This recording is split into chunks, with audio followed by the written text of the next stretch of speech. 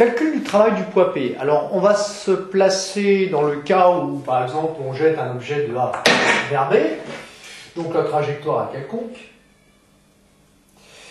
Le travail du poids P de A vers B, le poids P étant constant, on a vu que c'était égal à ce moment-là à P scalaire AB.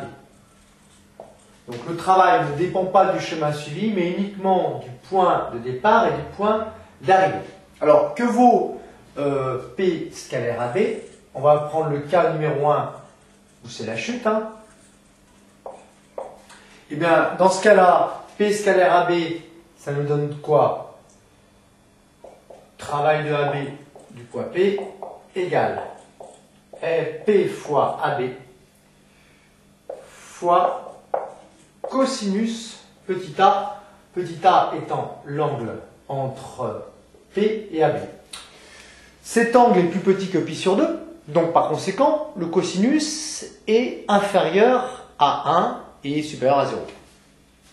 Le travail du poids P, évidemment, est positif, c'est-à-dire que le poids P, il va dans le sens du mouvement, évidemment. Si l'objet chute, le poids P, il a tendance à accélérer encore son mouvement. Alors, que vaut AB cos A? Eh bien, AB cos A, ça nous fait quoi? Tout simplement ce segment. En effet, vous savez que cosinus A, c'est égal au côté adjacent, c'est-à-dire cette distance-là. Que vaut cette distance-là? C'est tout simplement l'altitude de A moins l'altitude de B. Donc cosinus A égale quoi? ZA moins ZB. Sur quoi? Eh bien, sur l'hypoténuse, c'est-à-dire sur AB. Par conséquent, le travail du poids P est égal à P fois AB fois cosinus A, c'est-à-dire ZA moins ZB sur AB. Autrement dit, le travail du poids P, c'est égal au poids P fois l'altitude de départ moins l'altitude d'arrivée. Et ce travail est positif. Cas numéro 2, maintenant on lance le solide vers le haut. Qu'est-ce qui se passe? Bien, le poids P, lui, il a tendance à s'opposer au mouvement. Donc on doit trouver normalement un travail négatif. Eh bien, on va le calculer. Le travail du poids P, de A vers B, comme le poids P est une force constante, c'est égal à P scalaire AB. Le travail ne dépend pas du chemin suivi, mais uniquement du point de départ et du point d'arrivée. Que vaut maintenant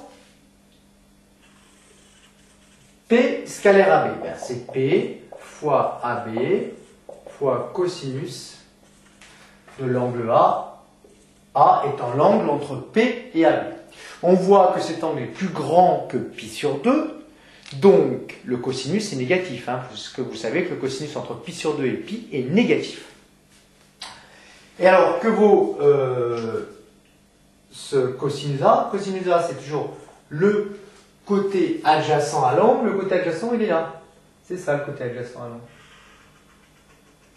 Dans ce cas-là. Sur, l'hypoténuse. Que vaut ce segment? Eh bien, ceci c'est ZB, ceci c'est ZA.